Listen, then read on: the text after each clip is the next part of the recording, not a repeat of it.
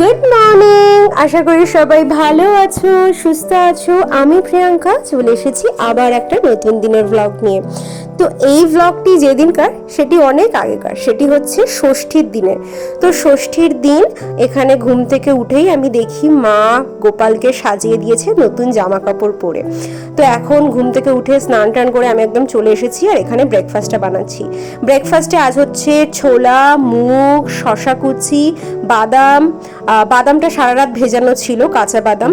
তো এগুলো সব দিয়ে তার সাথে একটু দই, একটু ভাজা মশলা আর স্বাদ মতো নুন, এইটা দিয়ে একটা স্যালাড বানিয়ে নিয়েছিলাম। এটাই হচ্ছে আমাদের আজকে ব্রেকফাস্ট।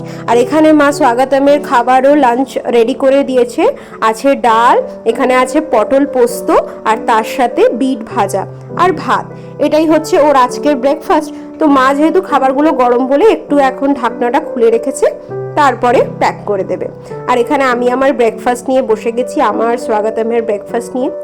আর ব্রেকফাস্টটা করে নিয়ে বেরিয়ে চলে যাব অফিসের জন্য। আবার দেখা হবে সন্ধ্যাবেলায়। সন্ধ্যাবেলা অফিস থেকে ফিরেই চলে এসেছি একটা নতুন জায়গায়, যেটার জন্য আমি এই ভিডিওটা আজকে দেখাচ্ছি। সেটা হচ্ছে ষষ্ঠীর দিনে আমরা গেছিলাম দুর্গা ঠাকুর দেখতে ব্যাঙ্গালোরে। তো অফিস থেকে আসতে আসতেই আমার বেজে গেছিল 8:30 মতো। তাই বাড়ি ফিরে এসে আর ড্রেস চেঞ্জ করার টাইম পাইনি। এমনিতেও দশেরার জন্য আমাদের অফিসে এথনিক এখন ওয়্যার ট্রেডিশনে চলছে, তো সেই জন্যই আর এথনিক যেহেতু পরেই ছিলাম, তাই ভাবলাম আর চেঞ্জ করার দরকার নেই, এটা পরেই চলে যাই দুর্গা ঠাকুর দেখতে। বাবা মা আগে থেকে রেডি হয়েছিল আর আমি আর স্বাগতম দুজন অফিস থেকে এসে এখন চলে এসেছি একসাথে। যেখানে এই দুর্গাপুজোটি হচ্ছে সেটি আমাদের বাড়ি থেকে 5 মিনিটের দূরের রাস্তা। তো এটা হচ্ছে বর্ষা অ্যাসোসিয়েশনের পুজো, বর্ষা বেঙ্গলি অ্যাসোসিয়েশন, যেখানে এবারের থিম হচ্ছে ভিক্টোরিয়া মেমোরিয়াল। এখন কিন্তু ব্যাঙ্গালোরেও থিম করে পুজো হচ্ছে। আর এখানে এসে আমার একবারও মনে হয়নি যে আমি ব্যাঙ্গালোরে কোনো পুজোতে এসেছি। এখানে এসে যেন মনে হচ্ছে আমি কলকাতারই কোনো পুজো মণ্ডপে এসেছি, কলকাতারই কোনো প্যান্ডেলে এসেছি। চারিদিকে এত বাঙালি, সবার বাংলায় কথা, মনেই হচ্ছে না যে কলকাতার বাইরে আছি। আর মণ্ডপটাও সাজিয়েছিল অসাধারণ সুন্দর করে। আর ওই যে বললাম ভিক্টোরিয়া মেমোরিয়াল যেহেতু থিমটা করেছে, তো বাইরে থেকে এত সুন্দর লাগছিল। এই দেখো, ভীষণই সুন্দর হয়েছে দেখতে। আর ব্যাঙ্গালোরে কিন্তু এখন বেশ থিম করে পুজো স্টার্ট হয়ে গেছে। মোটামুটি আগের বছরই ব্যাঙ্গালোরে 128খানা এই দুর্গাপুজো হয়েছিল, এবারে হয়তো আরো বেশি। তো এটা যেখানে পুজোটি হচ্ছে সেটি হচ্ছে এখানে একটা স্কুলের গ্রাউন্ড রয়েছে, তো সেখানেই ভাড়া নেওয়া হয়। তো সেখানেই এই বাঙালিরা সবাই মিলে এই পুজোটি করেন। তো এখানকার যারা সোসাইটির যারা থাকেন তারা মিলেই এই পুজোটি করেন। তো এই পুজোটিতে মোটামুটি পঞ্চমী থেকে এখানে বিভিন্ন ধরনের মেলা এইসব শুরু হয়ে যায়। এখানে পুরো 30টার উপরে স্টল থাকে, খাবারের স্টল। তাছাড়াও থাকে জামা কাপড়, শাড়ি, দুল, কানের, মানে কসমেটিক্স, বিভিন্ন এই যে ছোট ছোট যে স্টলগুলো থাকে এক্সিবিশনের মতো, সেগুলো কিন্তু এখানে ছোট্ট ছোট্ট স্টল থাকে, যেগুলো আরো এই জিনিসটাকে সুন্দর করে তোলে। আর সপ্তমী থেকে দশমী পর্যন্ত রোজই কিন্তু এখানে ভোগও খাওয়ানো হয়। আর তার উপরে যেটা হচ্ছে সেটা হচ্ছে প্রত্যেকদিন সন্ধ্যাবেলা এক এক রকমের অনুষ্ঠান থাকে। কোনোদিন সাংস্কৃতিক অনুষ্ঠান, কোনোদিন যাত্রা, আর অষ্টমী, নবমী, দশমী থাকে বিভিন্ন বিভিন্ন বিখ্যাত সিঙ্গাররা এখানে আসেন এবং তাদের পারফরমেন্স থাকে কনসার্ট টাইপের। তো খুব আনন্দ করে এখানে এই কটা দিন সবাই কাটায়। দুর্গাপুজো বলো, কালী পুজো, এখানে খুব সুন্দর করে কিন্তু কাটায়। তো মনেই হয় না যে আমরা কলকাতার বাইরে আছি, কেন এত সুন্দর করে সবাই দিনটিকে পালন করে। এই 5-6 দিনের প্রোগ্রামের জন্য কত মাস ধরে সবাই এখানকার প্রিপারেশন করতে থাকে, কোথায় কি হবে, কি খাওয়া দাওয়া হবে, কোথায় কিভাবে ডেকোরেশন হবে, সব কিছু। আর এখানে মায়ের মুখটি দেখো, ভীষণ সুন্দর হয়েছে। মায়ের মুখ দেখেই যেন মনটা আনন্দে উৎফুল্ল হয়ে গেল। ষষ্ঠীর দিনই আমরা ঠাকুরের মুখ দেখে আমাদের পুজো স্টার্ট করলাম। কালকেই তো উটির জন্য বেরিয়ে যাব, তাই জন্য আজকে আমরা এসে আগে দুর্গা ঠাকুর দেখে শুরু করে দিলাম আমাদের দুর্গাপুজো।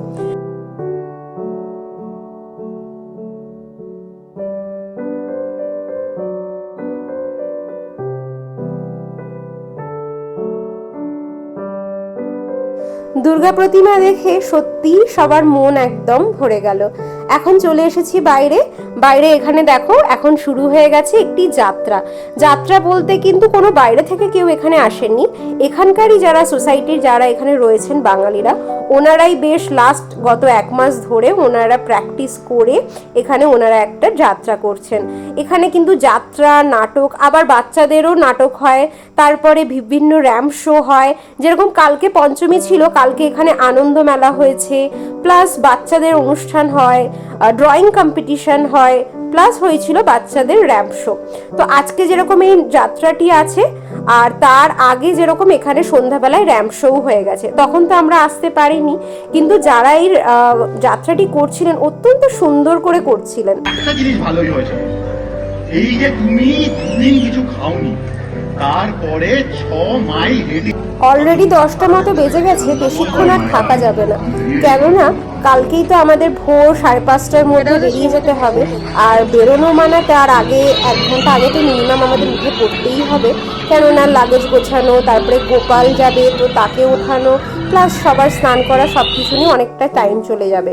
তো এখন আমরা ওই জন্য একটু ঘুরে ঘুরে ফুড স্টলগুলো দেখে নিচ্ছি, কিন্তু আমরা আজকে এখানে কিছু খাবো না, কেননা মা আর বাবা যেহেতু বাড়িতে ছিল, সব রান্না ওরা বাড়িতে করেই রেখেছে, তো আমরা বাড়িতেই ডিনারটা আজকে সারবো। কিন্তু মেলাতে এসে যদি কিছু না খাই সেটা একটা অন্যায় হবে, তাই জন্য আমরা এখানে খুঁজে খুঁজে এখন চলে এসেছি একটু লাইম সোডা খেতে। লাইম সোডা খেতে আমরা সবাই খুব ভালোবাসি, তাই জন্য ভাবলাম যে বাড়িতে গিয়ে যখন এত খাবার আছে, মা বললো মাছ, মাংস, চিংড়ি মাছের মালাইকারি সব নাকি করে রেখে এসছে, তো ভাবলাম এত যখন খাবার আছে তাহলে আর বাইরে কিছু খাবো না, বরঞ্চ সবাই 1 গ্লাস করে লাইম সোডা খাই। তো আমরা এখানে লাইম সোডা খাচ্ছিলাম, আর স্বাগতম এখানে নিয়েছে মশালা কোক। ও বললো একটু মশালা কোক খাবে, ওটা খেলে আবার বেশ হজমও হয়ে যায় তাড়াতাড়ি। বললো বাড়িতে যখন এত রান্না করা হয়ে আছে তাহলে আমি এটাই খাই। এই দুর্গাপুজো এলেই বোঝা যায় ব্যাঙ্গালোরে কত বাঙালি থাকে, চারিপাশে শুধু বাঙালিদের বাংলা কথায় কথা বলতে শুনে এত ভালো লাগে কি বলবো। এমনিতেও এখানে আমরা অনেক বাঙালিকেই পাই, যদিও ব্যাঙ্গালোর এখন ফুল অফ বেঙ্গলিজ অনলি, কিন্তু তাও এই পুজোর সময় সবাইকে চারপাশে শুধু বাংলা কথা বলতে শুনলে না ভীষণ ভালো লাগে। তো চলো ভিডিওটা তাহলে এতটাই থাক, একটু এই ছোট ছোট স্টলগুলো ঘুরে চলে যাব বাড়ি, কেননা বাবাও এবারে তাড়া দিচ্ছে, বাড়ি গিয়ে আবার খাবার খেতে হবে, খাওয়া দাওয়া করে আবার তাড়াতাড়ি করে ঘুমিয়ে, একটু কিছু গোছানো বাকি রয়েছে সেগুলো গুছিয়ে ঘুমিয়ে পড়তে হবে, তারপর তো কাল সকাল থেকে শুরু হবে উটির জার্নি। তো চলো ভিডিওটাও তাহলে এতটাই থাক, যদি ভিডিও ভালো লাগে একটা লাইক করে দিও, কমেন্টে অবশ্যই জানিও ভিডিও কেমন লাগলো। সবাই ভালো থেকো, সুস্থ থেকো, আর আমার চ্যানেলে নতুন হয়ে থাকলে প্লিজ একটা সাবস্ক্রাইব করে দিও। দেখা হবে খুব শিগগিরই। Thank you so much.